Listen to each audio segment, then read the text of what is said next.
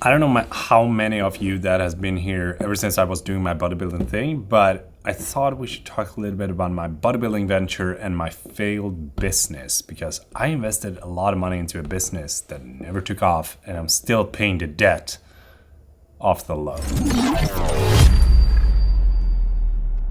So before I started this YouTube channel and before I even picked up a camera, I was doing bodybuilding, and I was a big dude. Some of you may know this, and some of you may not know this, but this is what it looked like back in 2014. And I hadn't picked up a camera back then. But what I did was that I got fired from my then job back in 2012. And then I started like a company to be able to sell these kind of bracelets that I have in my videos. And this says, I have the will, if you translate that to English. I remember that I ordered so many of these bracelets with the hashtag. So I think I still have like boxes of them laying around, and tried to sell them through my Instagram account with people sending me emails and say, hey, I want to buy a bracelet. Can I transfer some money to you? And then you can send it over. That was like the way to go, because I didn't know how to set a web shop. I didn't know how to do anything like that, but I still wanted to have my own business. And the cool thing is that hashtag that I started back in 2012 actually kind of took off. I think like to this date, it has like 500,000 or 600,000 posts, which is kind of cool.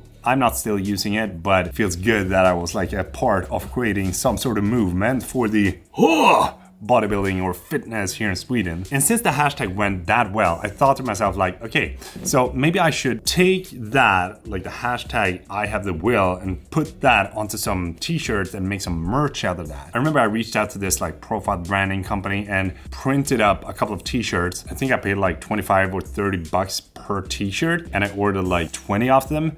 And I had to take that money out of my own pocket. I didn't have a job. So what I did was that I took all the money that I made from the bracelets and invested into that. That went well. Like the first batch sold pretty good, but the more I did it, I noticed that like kind of faded off because I didn't have that big of a fan base, so that people didn't buy all the t-shirts that I ordered. So I thought, now I have like something that I am directly attached to, which was this hashtag. But what if I start a clothing brand that has like nothing to do with me directly? I'm just the mastermind behind the brand, and decided to create a brand that was called Extreme Genetics. In the fitness and bodybuilding industry, you gotta have cool things such as, Gymshark, I Can, I Will, those kind of brands, and Extreme Genetics fits right in there, right? And this is also when I learned the majority of the programs that I'm using today, such as Adobe Illustrator, Adobe Photoshop, Final Cut Pro. I remember when I was sitting there, downloaded Illustrator for the first time, and I was like,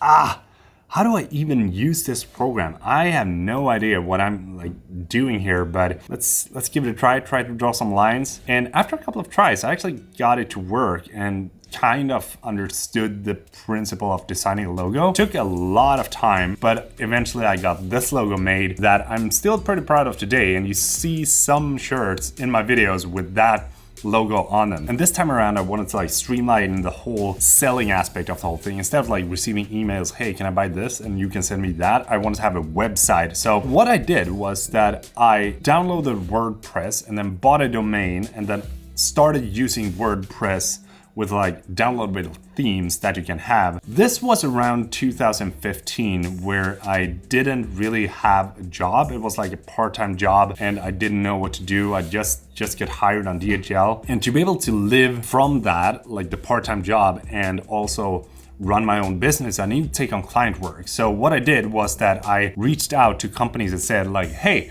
you know what? I'm building websites. So if you're interested, I can build one website for you. And honestly, I did not know the pricing that I had.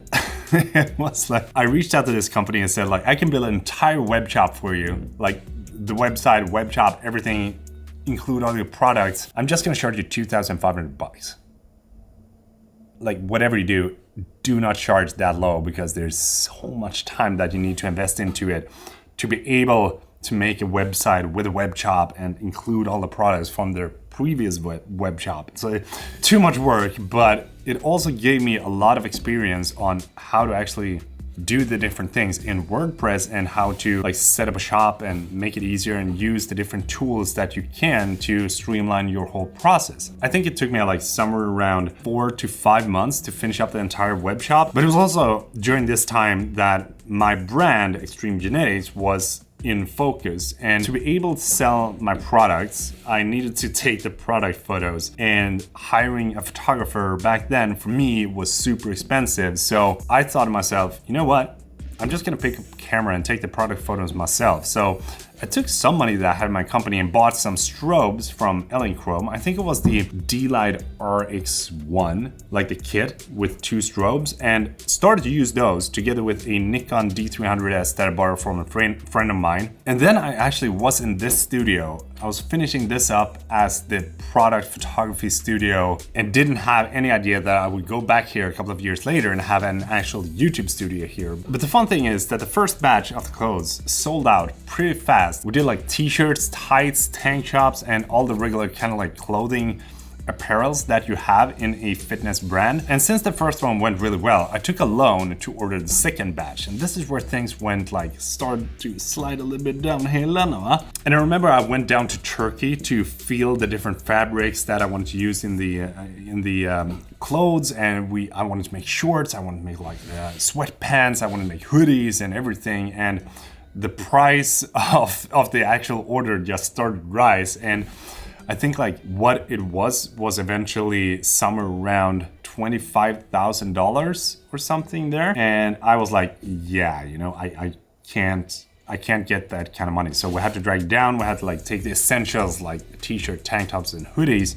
and then take the sweatpants on a later date. But to be able to afford this order, I needed to take a loan. I didn't have that good of a paying job, and the bank sure as hell wouldn't give me the money if I asked them if I could have a loan, because you know they required me to have a job. So what I did was that I went to one of these like really bad credit givers. I don't know if you have it anywhere else in the world, but it's like 17% interest, like way too high. And I applied for a loan, and they was like, yeah, okay, you can have a loan. I think it was like $12,000, and then I bought this order. I think I sold maybe like 25-30% off the entire order, and then it kind of like faded out. And no matter how hard I started pushing the things that I've ordered, they didn't really sell. It didn't really take off. It didn't bring back the money that I invested. So there it was. I was standing there with a loan that I had like 17% interest with a part-time job. And it was also during this time that I decided to start doing the freelance thing to be able to make a little bit more money so that I could make a living from that as well, meanwhile having my part-time job. But then eventually it went very well on DHL Express, and I got promoted from part-time employee to full-time employee, and then team leader, and then supervisor. But it was also when I reached like the supervisor position that I decided to apply for my time off from my daytime job to be able to try the freelancing thing. I guess the whole like consensus of this story is that I've tried so many different things, and I've failed on so many different things as well. But it doesn't really matter as long as you know that you're doing something that you really enjoy. You're gonna have so much fun from it. Like when you're old, you're not gonna feel like, oh, I regret that I tried this out. It's always gonna be better for you to give it a shot and feel that you gave it everything that you got, instead of saying, I wish I tried.